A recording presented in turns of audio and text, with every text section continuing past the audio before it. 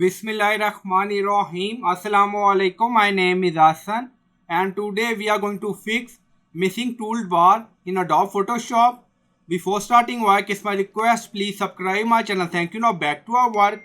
Now in Adobe Photoshop, you don't see any toolbar, option bar, contextual taskbar. So we are going to enable it. Now on top you see Windows. So click on it and then you see multiple option. Now select option. Now you see option bar enable.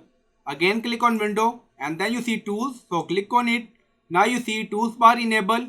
Again click on window and then you see contextual taskbar. So click on it. Now you see this bar enable. So in this way you can display or show missing toolbar in Adobe Photoshop. If you want, you can enable or disable according to requirement. Now you see Windows. Now you see options, tools, contextual taskbar. So it's up to you. So I hope you like this video. Please like, comment, share, subscribe. Thank you for watching.